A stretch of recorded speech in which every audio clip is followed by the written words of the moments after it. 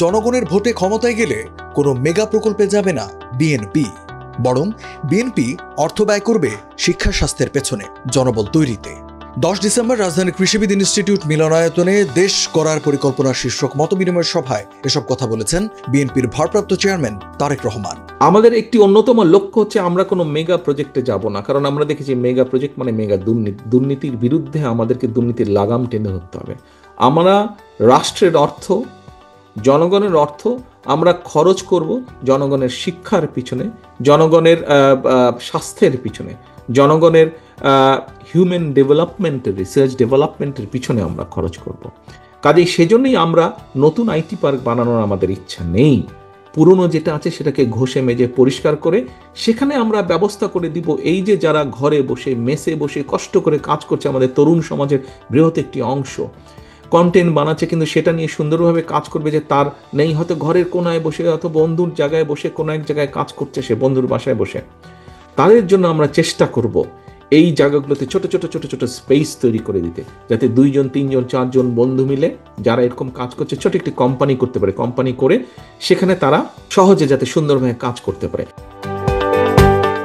তিনি বলেন, বিগত ফ্যাসিবাদ আওয়ামী লীগ সরকারের সময়ে যেভাবে মানবাধিকার লঙ্ঘিত হয়েছিল আবারও যেন সেটি না হয় সে ব্যাপারে সচেষ্ট বিএনপি, কেননা তার বড় ভিকটিম ছিল বিএনপি। বিএনপি এমন একটি রাজনৈতিক দল যেই দলের বহু নেতাকর্মী, শত শত নেতাকর্মী গুমের শিকার হয়েছে, হাজারো নেতাকর্মী হত্যার শিকার হয়েছে, লক্ষ লক্ষ নেতাকর্মী নির্যাতনের শিকার হয়েছে। আমাদের নেতাকর্মীদের সামনে রাতের অন্ধকারে সাদা মাইক্রোবাস এসে দাঁড়াতো এবং তারপর দিন থেকে এরকম বহু নেতাকর্মীকে খুঁজে পাওয়া যেত না।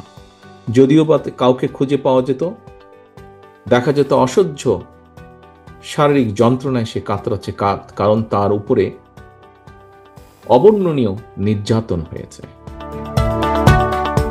তারেক রহমান বলেন, মানুষকে মর্যাদার সঙ্গে বেঁচে থাকার অধিকার করে দিতে হবে। সেজন্য ফ্যামিলি কার্ডের মাধ্যমে দেশের নারী সমাজকে স্বাবলম্বী করে গড়ে তুলতে হবে, এতে শক্তিশালী হবে অর্থনীতিও। ফ্যামিলি কার্ডের মাধ্যমে পর্যায়ক্রমিকভাবে আমরা এদেশের নারী সমাজকে স্বাবলম্বী করে গড়ে তুলতে চাই। আজকে গ্রামের একটি পরিবার স্বাবলম্বী হলে পরে ধীরে ধীরে ওই উপজেলার পরিবারগুলো স্বাবলম্বী হবে, যেগুলো স্বাবলম্বী নয়।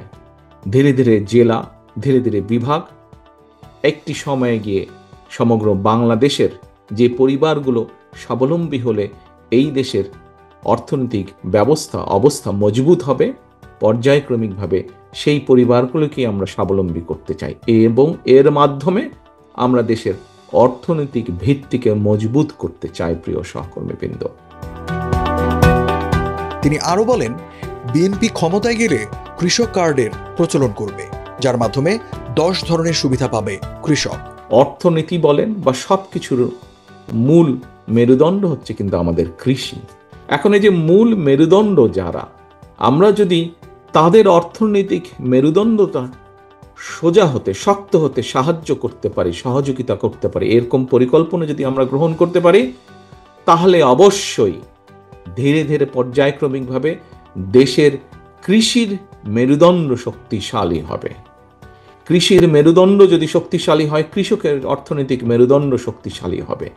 আমাদের সকল কৃষিজ পণ্যর উৎপাদন বৃদ্ধি পাবে। উৎপাদন বৃদ্ধি পাওয়ার ফলে আমরা দেশের সকল মানুষের কাছে পৌঁছে দিতে সক্ষম হব যে কৃষিজাত যে পণ্য যা দেশে উৎপাদিত হবে, ন্যায্য একটি স্বাভাবিক মূল্যে আমরা পৌঁছে দিতে সক্ষম হব। তারেক রহমান বলেন, দেশের শিক্ষা ব্যবস্থা এমনভাবে গড়ে তুলতে চাই যাতে ইংরেজির সঙ্গে তৃতীয় কোনো ভাষাতেও শিক্ষার্থীরা দক্ষ হয়ে ওঠে। আজকে যেই ছেলেটি ক্লাস 1-এ ভর্তি হলো, 10-12 বছর পরে যখন সে ক্লাস 10 বা ক্লাস 12 পাশ করবে এবং সে যখন অন্তত 2টো বিদেশি ভাষা কম বেশি বলতে, লিখতে এবং বুঝতে পারবে, সে যখন কম বেশি একটি স্পোর্টসে, সেটি ফুটবল হোক, সেটি ব্যাডমিন্টন হোক, টেবিল টেনিস হোক, একটি স্পোর্টসে ক্রিকেট হোক, একটি স্পোর্টসে যখন সে ভালো হবে, সে যখন মিনিমাম একটি মিউজিক্যাল ইকুইপমেন্ট বাজাতে পারবে, অথবা গান গাইতে পারবে, অথবা বাঁশি বাজাতে পারবে, অথবা সে যখন সুন্দর ছবি আঁকতে পারবে, এর পাশাপাশি যদি সেই বাচ্চাটিকে, ছেলে হোক মেয়ে হোক, তাকে যদি ভোকেশনাল বা টেকনোলজিক্যাল ট্রেনিংও তার থাকে কোনো একটি বিষয়, যেমন কিভাবে ইলেকট্রিক্যাল এয়ার কন্ডিশন নষ্ট হয়ে গেলে সেটি কিভাবে ঠিক করতে হয়, অথবা কিভাবে পানির পাইপলাইন বসাতে হয়, অথবা আমরা আমরা আমাদের রক্ত পরীক্ষা করাতে যাই, এরকম মেডিকেল ট্রেনিং যদি তাদেরকে দেওয়া হয় এবং এইরকম জ্ঞান যদি তাদের থাকে, আপনারা চোখ বন্ধ করে আমরা সকলে বলতে পারি যে এই মানুষটা দেশেই হোক অথবা বিদেশেই হোক, যেখানে সে যাবে কোনো জায়গায় সে আটকে থাকবে না। তিনি আরো বলেন, শিক্ষা, সংস্কৃতি ও ক্রীড়া এই 3 মন্ত্রণালয় সারা বছর একসঙ্গে কাজ করবে, তাতে দক্ষ জনবল তৈরি হবে। আমাদের পরিকল্পনা হচ্ছে যে education ministry, sports ministry, cultural ministry, এই 3টা মিনিস্ট্রি একসাথে কাজ করবে সারা বছর। এই 3টা মিনিস্ট্রি একসাথে কাজ করবে যাতে করে একটি বাচ্চা, স্কুলের ছেলে হোক মেয়ে হোক, আজকে তার কোনো রকম এই স্কুলের সাথে এই স্কুলের আর্ট কম্পিটিশন থাকবে, ওই স্কুলের সাথে ওই স্কুলের স্পোর্টস কম্পিটিশন থাকবে, ওই স্কুলের সাথে ওই স্কুলের ডিবেট কম্পিটিশন থাকবে, এভাবে এক উপজেলার সাথে আরেক উপজেলা, এক জেলার সাথে এক জেলা, এক বিভাগের সাথে এক বিভাগ, সামগ্রিকভাবে এসে তারপর ওটা ন্যাশনাল পর্যায়ে আসবে।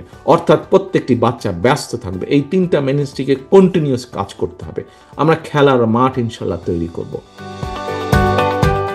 সুনির্দিষ্ট এসব পরিকল্পনা বাস্তবায়নের মাধ্যমে দেশকে গড়ে তুলতে ধানের শীষকে জেতানোর আহ্বান জানান তারেক রহমান। আপনার দল আপনার সামনে আজকে যে স্ট্রেইট কাট প্ল্যান আপনার সামনে উপস্থাপন করলো, দেখান তো পত্রপত্রিকা খুলে, বক্তৃতা বিবৃতি দেখান তো আর কোন রাজনৈতিক দল এই মুহূর্তে যারা বাংলাদেশে আছে তারা কোন রাজনৈতিক দল এরকম প্ল্যানিং দিয়েছে?